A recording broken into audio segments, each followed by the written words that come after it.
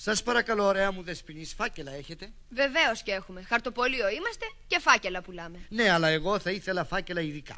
Δηλαδή τι ειδικά, ερωτικά, αεροπορικά, μήπως απλά? Όχι. Φάκελα με μαύρη μπορντούρα, γαρνιρισμένα με αγγελάκια. Α, πένθυμα θέλετε? Όχι ακριβώς, θα ήθελα αυτά τα φάκελα που είναι πολύ της μόδας και έχουν μεγάλη πέραση. Λευκά?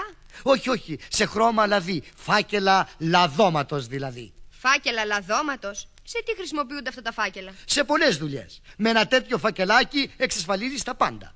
Πρώτη θέση σε ιδιωτικό σχολείο. Πρώτο μοσχάρι χωρίς ορμόνες από το κρεοπολείο. Πρώτη θέση σε θέατρο θεωρείο. Πρώτο τραπέζι στα μπουζούκια για 2. Σε διαγωνισμούς πρώτο βραβείο.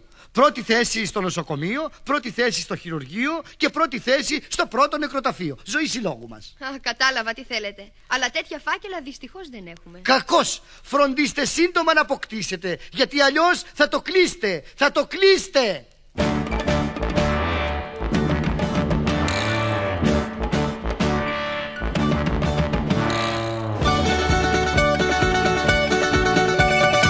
Αν δεν δώσεις φακελάκι, αν τους πάντες δεν λαδώσεις, δεν ανοίγουνε οι πόρτες για να μπεις και να ξαπλώσεις. Αν δεν δώσεις φακελάκι για να αποκτήσεις σχέσεις, στο διάδρομο σε βάζουν γιατί δεν υπάρχουν θέσεις.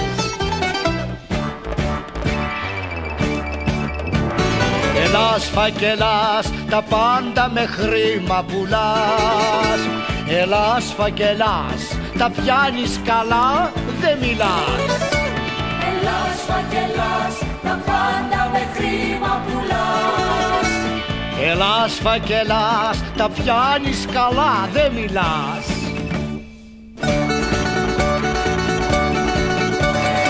Αν δεν δώσεις φακελάκι που να είναι και γεμάτο, απ' τον πάνω κόσμο φεύγεις και πηγαίνεις για τον κάτω. Έτσι για να είσαι εντάξει κι όλα να τα κατορθώνεις, πρέπει με τα φακελάκια όλους να τους φακελώνεις.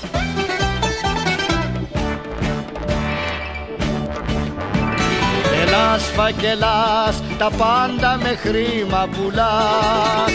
Ελάς φακελάς, τα πιάνεις καλά, δεν μιλάς. Ελάς φακελάς, τα πάντα με χρήμα πουλάς.